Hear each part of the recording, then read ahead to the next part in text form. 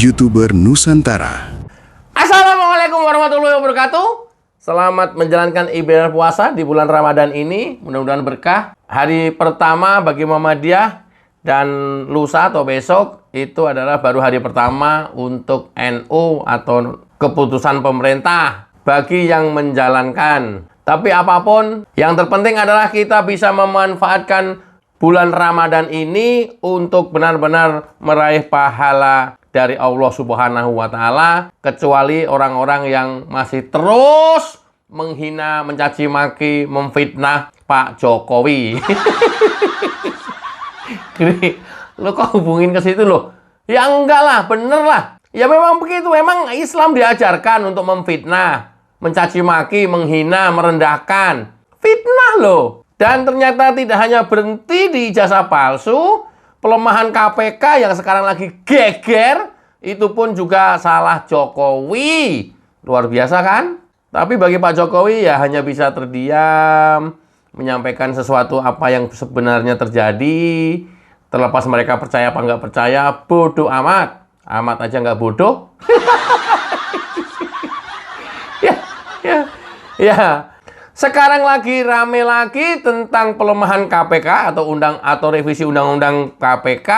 Triggernya adalah ketika 4 orang dipanggil Pak Prabowo. Siapa, Giri? Ya, di dalamnya ada Said Didu, Abraham Samad, Susno Duaji, dan satu lagi perempuan, lupa saya. Yang saya akan bahas hubungannya dengan video ini adalah Abraham Samad. Tapi ini adalah sisi positif untuk pemberantasan korupsi di negara tercinta kita ini. Adapun yang nggak baik dan yang nggak pernah memikirkan nasib bangsa, hanya memikirkan diri, partai, dan kelompoknya, nanti Anda bisa nilai sendiri sampai dengan akhir sesi video ini.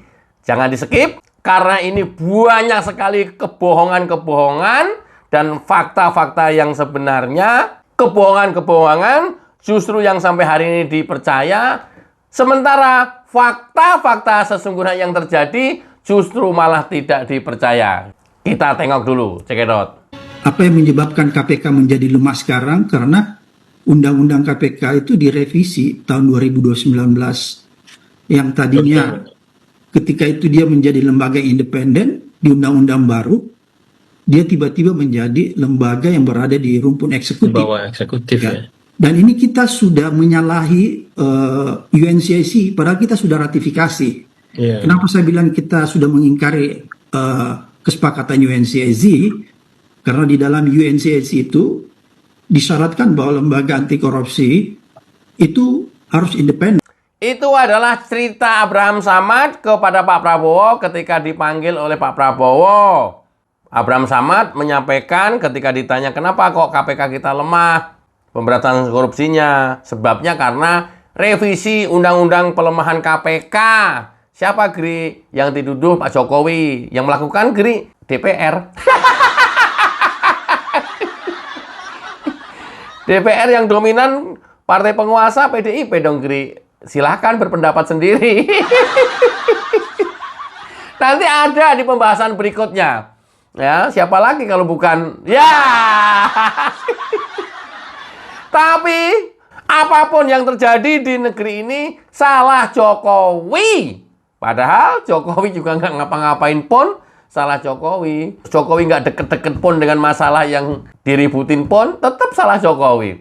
Wong saya didu ngentut aja mungkin salah Jokowi. Ada saya didu, Gri. Ini nih manusianya nih. Kita paham betul yang melemahkan KPK adalah Joko Widodo. Oi, saya Didu. Otak kau isinya apa, saya Didu? Nggak kayak otak udang kan? Apa maksudnya otak udang? Ya dalamnya isinya tai.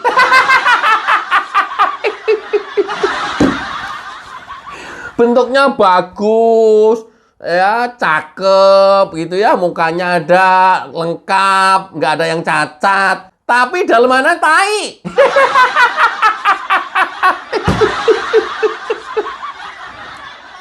Kenapa? Karena apa-apa salah Jokowi. Apa-apa salah Jokowi. Kucing hamil pun salah Jokowi. Ini manusia luar biasa. Nggak pernah punya isi otak itu positif-positif acan kalau perihal dengan Jokowi. Semua yang ada di dalam isi otaknya, ya itu negatif terus. Karena apa? Hati mereka sudah busuk. Kenapa hatinya busuk? Karena menjadi sekretaris menteri BUMN dipecat. Kenapa dipecat? Mungkin karena nggak becos kerja. Mungkin ya. Karena Pak Jokowi benar-benar pada saat 10 tahun periode memimpin negeri ini benar-benar kan berbasiskan kinerja. Yang dinilai Pak Jokowi itu adalah KPI, Key Performance Indicator. Ya, nggak bener, nggak becus, pasti dipecat. Contohnya saya Didu. Makanya sampai hari ini kan miring-miring terus. Ini aku curiga ini. Apa yang di dalam otaknya isinya ini? Adakah isi otak? Enggak. Bisa jadi kan. Gua curiga isinya kayak udang di dalam otaknya. Ya enggak lah, mana manusia otaknya otak udang kan nggak mungkin. Otak udang apa, Gri? Isinya tai dalamnya. Gua perumpamakannya udangnya ya. Udangnya itu isinya tai dalamnya. Makanya ketika masak udang itu yang dibuka bukan perutnya. Karena yang di perutnya isinya telur semua. Yang di kepala udang itu yang dibuka karena itu pahit. Gua curiga seperti itu isinya. Karena apa-apa salah Jokowi, apa-apa salah Jokowi. Ya, pada saat terjadi pelemahan revisi Undang-Undang KPK waktu itu, Profesor Emil Salim sudah tegas-tegas menyatakan bahwa ini bukan salah Jokowi. Ini kelakuan DPR. Ini kelakuan PDIP karena dia fraksi terbesar di DPR RI. Jokowi bukan ketua partai, punya keterbatasan untuk melawan fraksi-fraksi di DPR. Itu kata Prof. Emil Salim. Dengerin kalau nggak percaya. Partai pendukung beliau yang memilih beliau omong kosong. Kalau betul partai pendukung Presiden Jokowi ingin membantu supaya Jokowi berhasil, kenapa menyetujui RUU yang memperlemah KPK? Sedangkan KPK terbukti berhasil memberantas. Semua partai mendukung RUU KPK itu. Beliau sendiri, berdiri sendiri. Itu loh, cara pandang dan logikanya Emil Salim. Ini sudah paling benar.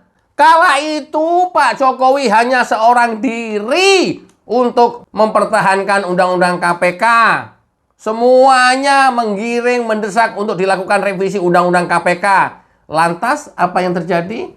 Pak Jokowi menang? Ya enggak lah, seorang diri. Kalau saja Pak Jokowi itu ketua partai seperti Pak Prabowo hari ini, habis itu PDIP. Tapi kan PDIP dikendalikan oleh Mama. Gimana? Susah bagi Pak Jokowi untuk melawan ini. Dan Pak Jokowi juga berkali-kali menyampaikan bahwa kita harus mengkalkulasi betul terhadap fraksi-fraksi yang ada di DPR RI guna kestabilitas pembangunan nasional.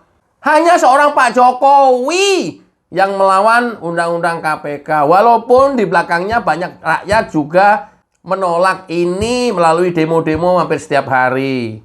Tapi kan itu kan legitimasi yang ada di jalan. Legitimasi non-parlemen. Sulit. Sementara politik adanya di parlemen. Adanya di eksekutif, adanya di yudikatif. Sulit bagi Pak Jokowi menghadapi ini. Akhirnya sekarang begitu kalah dan DPR RI berhasil melemahkan KPK, ujung-ujungnya apa? Salah Jokowi. Apalagi Said Didu, gampang banget membacot salah Jokowi melulu.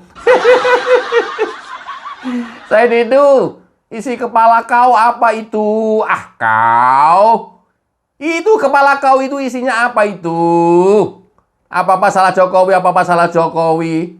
Nah, hal ini juga dikuatkan oleh Mahfud MD kala itu. Cekidot. Pada intinya itu Bapak harus kuatkan undang-undang KPK ini. Lalu Presiden waktu itu jawab gini, saya ini kan hanya Presiden, tapi saya tidak punya partai. DPR-nya sudah mutus gitu, saya kan tidak menolak. Ini demokrasi. Ini Presiden waktu itu.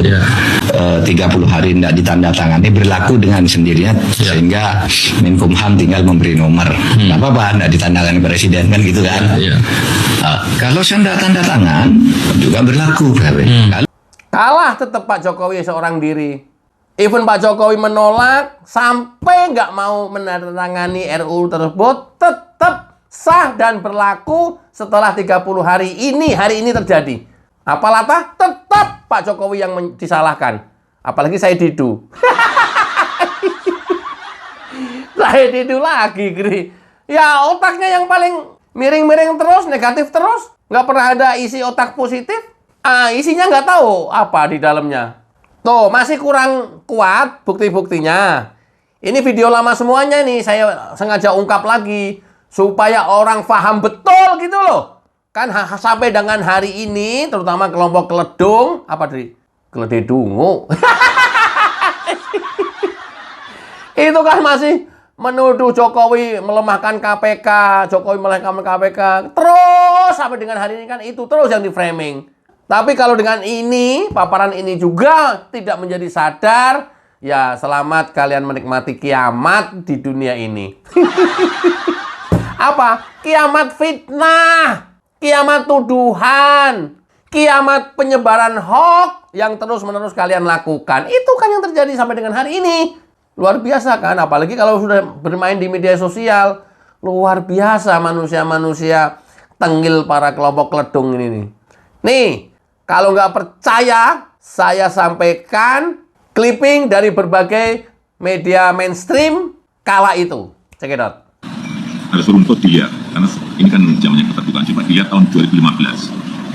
Ada inisiatif dari DPR untuk memasukkan revisi RUU KPK ke prolegnas. Coba dilihat lagi. Dan saat itu terjadi ketidaksepakatan antara DPR dan pemerintah, sehingga tidak jadi dibahas. 2016, 2017, 2018 sudah ada upaya untuk melakukan pembahasan, tapi juga tidak terjadi. Baru tahun 2019 masuk prolegnas, karena memang semua fraksi yang ada di DPR setuju. Sampai pada akhirnya dibahas dan didok di rapat paripurna semuanya atas inisiatif DPR. Sudah baca. Jadi ya surprise-nya itu kan kalau sudah semua fraksi menyetujui, semua fraksi di DPR setuju, ya Presiden kalau tidak mengusulkan dengan semua fraksi itu, politiknya harus seperti itu. Tapi bukan dari sini, bukan saya ngejar. Dan itu kamu lihat itu, dicek, ada beritanya semua. Dan sampai setelah diundangkan, saya juga akhirnya tidak tanda tangan. Coba dilihat lagi. Jelas ya dari paparan ini. Jadi siapa, Gri? Tadi siapa? Itu kalau lihat dari paparan itu DPR, Ki. Iya.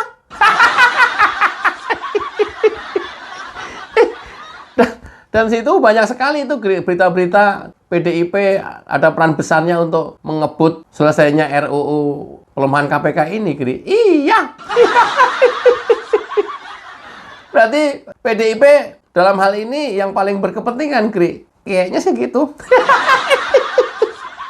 Karena banyak kadernya yang terjerat KPK. Logikanya begitu loh. Makanya mereka ngotot untuk mengesahkan RUU revisi Undang-Undang KPK. Ini PDIP. Kalau sudah seperti ini, masih bicara rakyat, masih bicara untuk negara, masih bicara untuk bangsa, masih. Kalau sudah seperti ini, belgedes. Ingat ya, 2029, ya, ini partai-partai yang di DPR RI, tabiat dan kelakuannya seperti ini.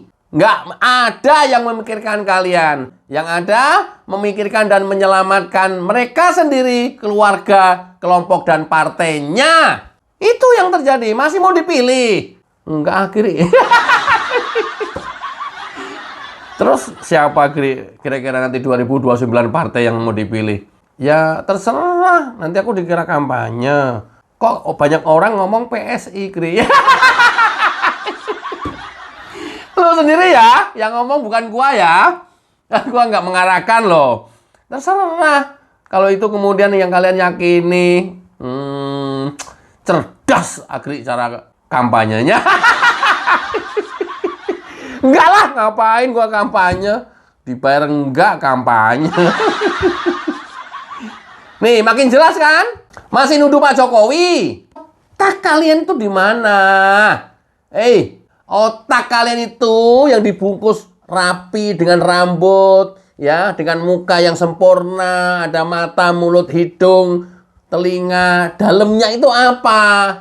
Kalau dalamnya otak, bisa untuk berpikir realistis, bisa untuk bernalar. Tapi kalau dalamnya ternyata tai,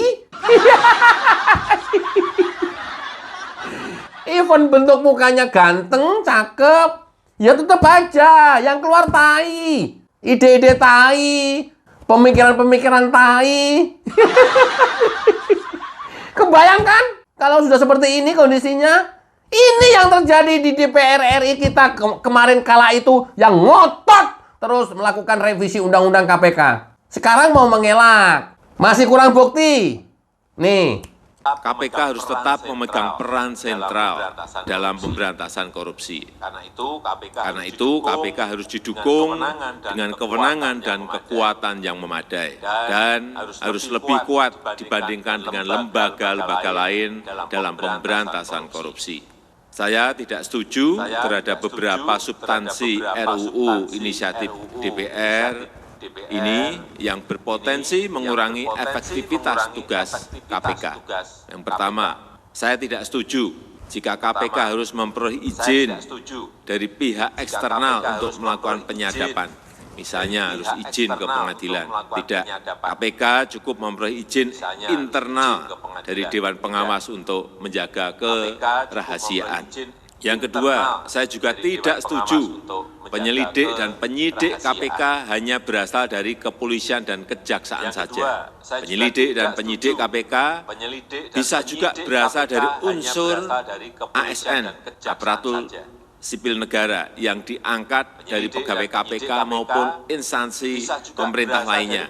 Tentu saja harus melalui prosedur rekrutmen yang benar. Yang ketiga, saya juga tidak setuju bahwa KPK wajib berkoordinasi dengan Kejaksaan Agung dalam penuntutan, karena sistem penuntutan yang berjalan saat ini sudah baik, sehingga tidak perlu diubah lagi. Yang keempat, saya juga tidak setuju perihal pengelolaan LHKPN yang dikeluarkan dari KPK diberikan kepada kementerian atau lembaga lain.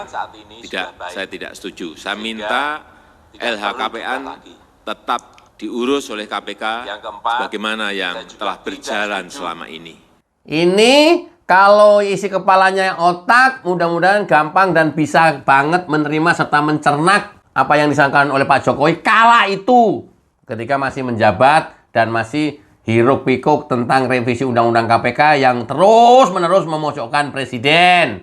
Tapi, ya mohon maaf bagi Anda yang isi otak kalian itu adalah tai, isi kepala kalian itu tai, ya saya tidak berharap apapun dari Anda. Ya, gampang ciri-cirinya. Kalau sampai dengan hari ini masih terus revisi Undang-Undang KPK menyalahkan Pak Jokowi, diduga isi otak kepala kalian adalah tai.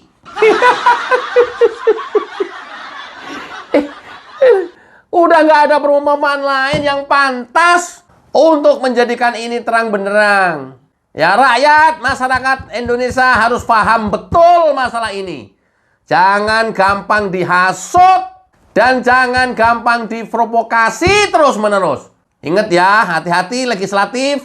Saya ingatkan peristiwa Agustus kemarin yang nyaris seperti itu. Hati-hati. Hati-hati legislatif. DPR hati-hati. Hati-hati, kerja yang benar. Kerja benar saja gaji kalian sudah gede kok. Tunjangan kalian sudah gede kok. Hati-hati. Buat apa sih di dunia ini dimakan juga nggak habis-habis? Buat apa? pengen terus-terusan ngeruk uang negara dengan berbagai macam cara. Kan kita ngeri kalau sampai negara kita seperti Nepal kemarin peristiwa itu. Jangan sampai terjadi itu. Kalian kadang-kadang sudah lupa kalau sudah ada di gedung DPR RI. Kalian lupa kalau sudah ketemu rekan kalian masing-masing. Kalian lupa apa yang terjadi di masyarakat bawah pada umumnya. Kalian seenak-enak sendiri. Awas DPR RI. DPR RI, awas kalian harus berhati-hati. Bekerja dengan benar dan baik. Siapa, Gri, yang lu maksud? Fraksi apa, Gri? Kalau ini petuah baik untuk semuanya, termasuk untuk diri saya sendiri. Karena apa yang terjadi setelah sekarang seperti ini, lagi-lagi salah Jokowi. Tidak hanya tadi yang kita sudah sampaikan, termasuk maki. Siapa, Gri? Maki-maki. Coba kita lihat maki. Kepada yang terhormat Pak Joko Widodo, Presiden ke-7 RI, mohon tidak mencari muka pada isu Undang-Undang KPK yang nyata-nyata diubah pada masa beliau, yaitu tahun 2019. Mohon kepada koordinator maki-maki. Jangan Anda berstatement dan berkomentar sembarangan. Rakyat juga tahu maki-maki. Rakyat juga tahu apa yang kalian lakukan maki-maki. Hah? Min. Lu ikut-ikutan nyalain Pak Jokowi, Min. Bukankah lu sering nongkrong di legislatif sana, Min? Di Senayan, Min. Artinya pada saat proses itu tahu persis, Min. Min itu Bonyamin. Terus sekarang gua panggilnya Man. Bonyamin Saiman kan, Man. Oh, panggilan belakangnya nggak ada yang mantap gitu, Kri. Mantap itu, Man. Angon kebo yo, Man yo. Oh, alaman, Man. Kenapa kamu ikut-ikutan menyalahkan Pak Jokowi? Kamu berafiliasi dengan salah satu partai. Jangan dibongkar, Gri. Nanti rakyat tahu, Gri. Ada titipan, Man. Oh, alah, Man. Yang objektif lah, Man. Jangan ikut-ikutan menyalahkan Pak Jokowi. Lo kok nggak beda kayak saya Didu ya? Man? Kan? Apa-apa salah Jokowi kan? Benar bahwa itu terjadi di era Presiden ke-7 Joko Widodo. Tapi fakta-fakta yang tadi di depan udah disampaikan. Seperti itu kondisinya. Udah disampaikan oleh Emil Salim, udah disampaikan oleh Prof. Mahfud. Pak Jokowi sendiri menyatakan ada 4 poin setidaknya yang Pak Jokowi nggak setuju. Masa kamu nggak ngerti? Nggak ngerti kayak begini kok. Jadi koordinator maki loh. Mendingan koordinator maki-maki aja. Membuktikan Pak Jokowi nggak setuju, nggak mau tanda tangan. Nggak mau tanda tangan pun kalian masih menyalahkan. Luar biasa kan? Kenapa kalian sedikit pun nggak pernah menyalahkan DPR? Luar biasa, Ki. Kok maki sih? Man. Sebenarnya siapa si Kri? Bisa Min, bisa Man. Kalau Min itu Bonyamin, kalau Man itu Saiman. Alah, Man. Yuk ke pasar Abdul Wedus ya, Pak. Jualan wedus ya, Man, yuk. Sama saya, yuk. Apa jadi belantik sapi gitu, Man? Yuk, Man. Alah, Man. Meriang ya kamu ya? Kalau nggak ikut-ikutan nyalain Jokowi ya? Kamu jadi kejang-kejang. Apanya yang kejang-kejang? Udah. Nih, yang luar biasa lagi adalah biangnya ini nih. Nih, lihat biangnya nih. Bagaimana KPK menjalankan fungsi-fungsi yang sifatnya sangat khusus. Partai pendukung beliau yang memilih beliau omong kosong. Di dalam pemberantasan korupsi, misalnya masalah kejahatan perpajakan, kemudian illegal logging yang menciptakan kerusakan lingkungan, illegal fishing, kemudian berbagai giant corruption, itu yang harus difokuskan untuk KPK. Partai pendukung beliau yang memilih beliau omong kosong. PD Perjuangan juga mendorong adanya suatu penyidik yang sifatnya independen. Partai pendukung beliau yang memilih beliau omong kosong. Tetapi untuk proses-proses check and balances, peran dari jaksa penuntut umum, dari Kejaksaan Agung, itu tetap digunakan sebagai check and balances. Partai pendukung beliau yang memilih beliau omong kosong. Omong kosong. Tong kosong bunyi nyaringnya. Ini omong kosong, retorika, ngomongnya apa, faktanya apa. Udah dari dulu, apalagi pada saat kemarin menjadi tersangka KPK. Apa yang dia omongin nggak sesuai dengan fakta. Faktanya sidang memvonis dia bersalah dan divonis. Untung aja dibebaskan sama Pak Prabowo. Kalau enggak, lu nggak bisa ngomong hari ini, lu Tok. Tok, baca koran dong, Tok. Gri, masa lu suruh gua baca koran, orang gua jadi aktornya. Itu imajinasi gue. Ya lu aja lu, Kri. Masa sekelas Hasso suruh baca koran, lu, Kri. Yang bener aja lu, Kri. Oh, gua ada di dalamnya. Apa yang disampaikan itu adalah 180 derajat kebalikannya. Ini adalah dewa framing. Luar biasa kalau dia membuat framing. Ada video panjang yang framingnya luar biasa, fitnahnya luar biasa, tentang revisi Undang-Undang KPK ke Pak Jokowi. Wah, nyusun ceritanya bagus banget. Tapi saya nggak usah tayangkan karena panjang banget dan itu 100% framing, 100% karangan, 100% nggak ada faktanya. Karena apa yang terjadi dan yang kita jalani serta kita saksikan dari dulu sampai hari ini selalu 180 derajat kebalikannya dari apa yang dia sampaikan, apa yang dia omongkan. Masih percaya? Oh iya ya, Kri ya. Kalau masih percaya, kenapa, Kri? Pilih nanti di 2009.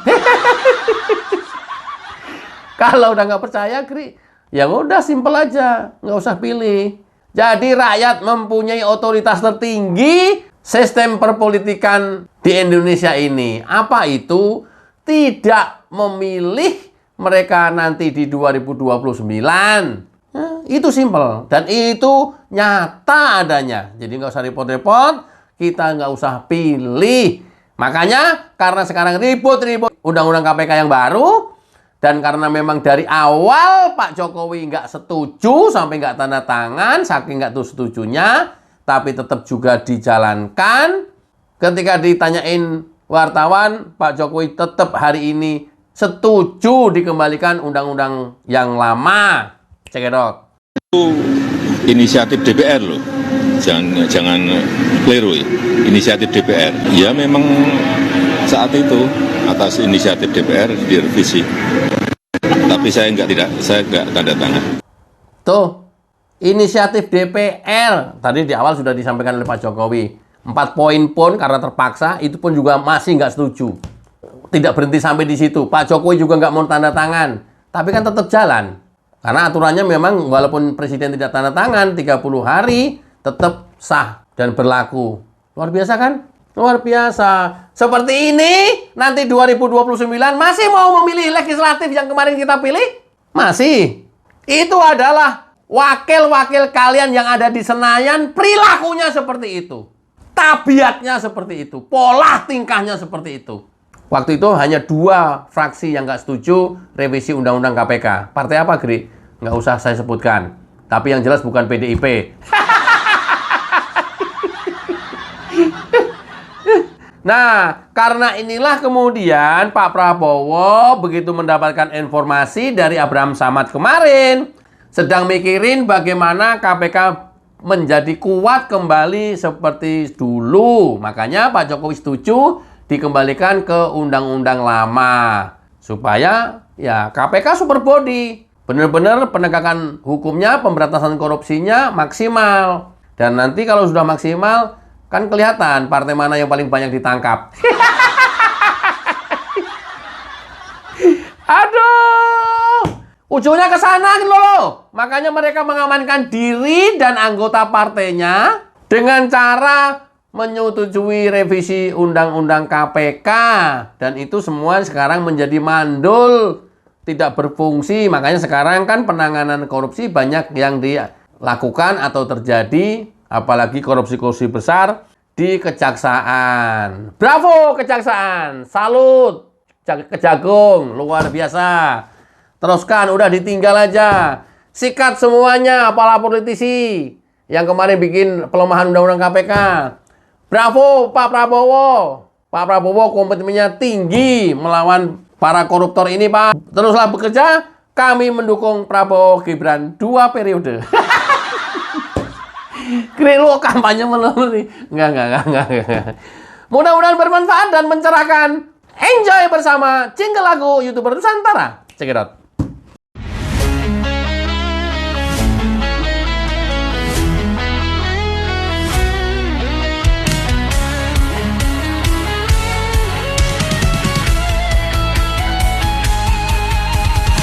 Dari utara sampai ke timur, suara jujur kini bergema. Bukan cuma cari viewers, tapi kebenaran yang utama. Melawan hoax dengan fakta, cerdaskan bangsa kan menjadi nyata. Satu nusa, satu bangsa, bersatu lawan penjajah logika. Kami adalah YouTuber Nusantara, bersatu untuk lawan hoax bersama. Tak gentar terus berkabar untuk bangsa demi masa depan Indonesia. Kibarkan semangat, ayo maju, tapaki jalanmu dengan ilmu. Nyatakan ke semua media, kebenaran selalu juaranya. Runtuhkan narasi penuh benci, hujat kita bertebaran hancurkan negeri. Bersatu kita semakin teguh, YouTuber Nusantara maju. Bukan sensasi, bukan tipu daya, kami berdiri dengan berita nyata. Rakyat butuh cahaya, dan kamilah yang utama. Kami adalah YouTuber Nusantara, bersatu untuk lawan hoax bersama. Tak gentar terus berkabar untuk bangsa demi masa depan Indonesia. Bersama rakyat kita kuat, saring dulu sebelum sebar. Cinta damai benci hoax, kami YouTuber cinta Indonesia.